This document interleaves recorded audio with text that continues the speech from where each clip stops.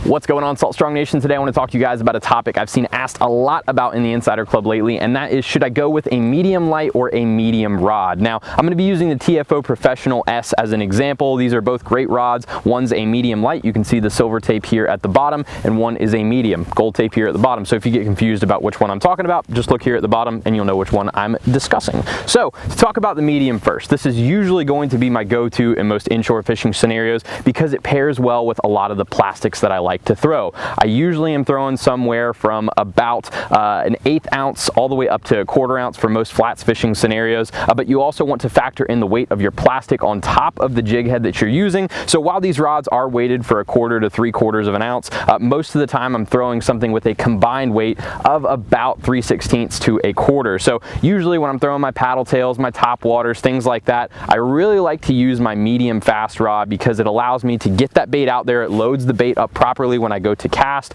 Something that I'm going to talk about a lot in this video is how the rod is going to load the action when you go to cast. So with the medium light, what's going to happen is you're going to get too much bend in the back if you were to use a heavier lure, and you'd find yourself not getting as far of a distance on the cast, and there's a couple other disadvantages I'm going to go over. But really, for the plastics that you're using or some of the hard lures, your mirror lures, your top waters that are a little bit heavier, you're going to want to go with a medium rod. So this is what I like to use. Again, also if you're using soft plastics, really important with this is if you need to get that hook through some really heavy material, if you're using some of the tougher TPE plastics, say the Slam Shady Bomber, you really need to drive that hook point through that plastic if you do decide you're going to skin hook it, or the Alabama Leprechaun. There's a lot of different examples I could use here, but that medium action that's a little bit quicker, a little bit tougher with getting that hook point through the plastic, you're going to want to have that medium fast instead of the medium light. Now, I'm not bagging on the medium light. I'm going to start talking about that one now because it does have its advantages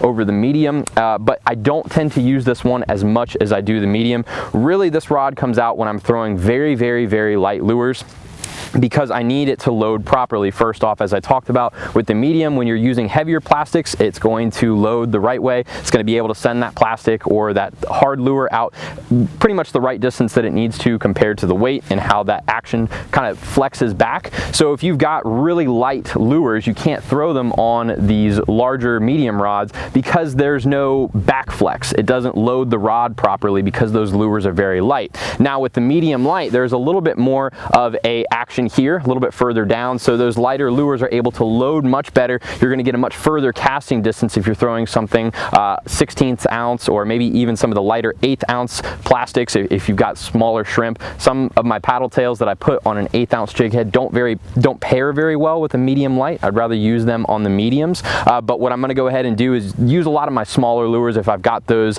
MR17s, the really small mirror lures that weigh even less than a 1/16, I'm going to be throwing those on the medium lights.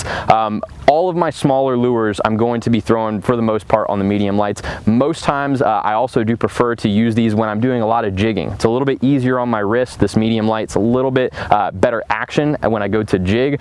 If I'm using some small shrimp, I almost always will have it on these medium light rods. You guys have seen me use those voodoo shrimp a lot lately for the flounder. I'm almost always going to throw them on the medium lights. It's just a little bit easier on the wrist twitching these and the action of a jig on the medium light, just because again it loads a little bit further down, just works a little bit better for the way that I fish. Again, that is my personal opinion, but one thing that there is a huge disadvantage on with the medium lights, as I talked about hook set power when you use weedless jigs with the mediums, the disadvantage of the medium light is you don't have as hard of a hook set power. I've lost a lot of fish over the years using medium lights, trying to hook into those redfish that have really tough mouths, and been disappointed when that hook point pulls out. So a lot of times if I find myself missing fish or the hook's pulling out, I go back to my medium fast rod because it does a little bit better of a job with setting that hook. So those are pretty much the main differences. I know there's a lot more to go into, but I've just seen the question asked so much. I wanted to give a quick overview on how to choose the right rod for what you're doing. I would say for most inshore fishing applications,